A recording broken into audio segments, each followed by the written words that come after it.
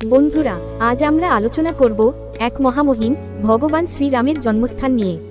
আমাদের মহান গ্রন্থ রামায়ণ অনুযায়ী শ্রীরামের জন্ম হয়েছিল অযোধ্যা নগরীতে।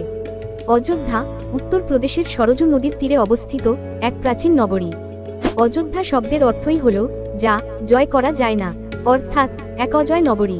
এই শহর শুধু ইট পাথরের গাঁথনি নয়, এটি প্রাচীন ভারতীয় সভ্যতা, সংস্কৃতি ও ধর্মচেতনার এক অনন্য প্রতীক। ইতিহাসের দিকে তাকালে দেখা যায় অযোধ্যা ছিল কোশল মহাজনপদের রাজধানী।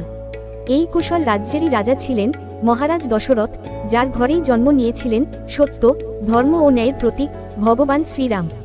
রামায়ণ ধর্মগ্রন্থ অনুযায়ী রাজা দশরথ ও রানী কৌশল্যার ঘরে রামের জন্ম হয়েছিল চৈত্র মাসের শুক্ল নবমী তিথিতে। সেই সময় ছিল মধ্যাহ্নকাল, যখন পুষ্য নক্ষত্র ও কর্কট লগ্ন চলছিল। এই মহামুহূর্তকেই আমরা আজও শ্রদ্ধা ও আনন্দের সাথে পালন করি রাম নবমী হিসেবে। অযোধ্যার মাহাত্ম্য কেবল রামায়ণেই সীমাবদ্ধ নয়, বেদ, উপনিষদ, পুরাণ, এমনকি মহাভারতেও এই নগরীর গৌরবগাথা পাওয়া যায়। বিদেশি ভ্রমণকারীরাও এই অযোধ্যার গুরুত্ব উল্লেখ করেছেন। খ্রিস্টপূর্ব 4th শতকে গ্রিক ভ্রমণকারী মেগাস্থেনিস তার বর্ণনায় এই নগরীর প্রসঙ্গ টেনেছিলেন, অর্থাৎ অযোধ্যার নাম শুধু ভারতবর্ষেই নয়, বাইরের পৃথিবীতেও সমানভাবে আলোচিত ছিল। বন্ধুরা, অযোধ্যা কেবল ভৌগোলিক দিক থেকে গুরুত্বপূর্ণ নয়, এটি কোটি কোটি মানুষের ভক্তি, আস্থা ও বিশ্বাসের প্রতীক। তাই ভগবান রামের জন্মভূমি হয়ে উঠেছে ভারতের এক অমূল্য ঐতিহ্য, যা যুগ যুগ ধরে আমাদের সমাজ, সংস্কৃতি ও ইতিহাসকে আলোকিত করে চলেছে।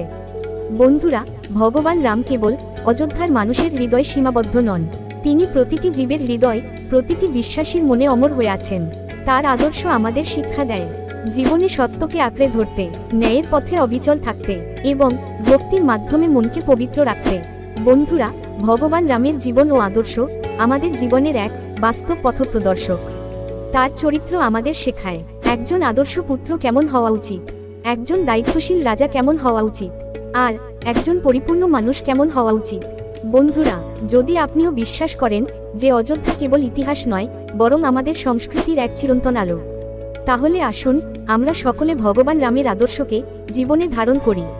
তাই বন্ধুরা, চ্যানেলটি সাবস্ক্রাইব করুন আর শেয়ার করে দিন আপনার ভালোবাসার মানুষদের কাছে, কারণ আপনার একটি ছোট্ট পদক্ষেপ অন্য কারো জীবনে ভগবান রামের আলো পৌঁছে দিতে পারে। সাবস্ক্রাইব করুন আর শেয়ার করে দিন আপনার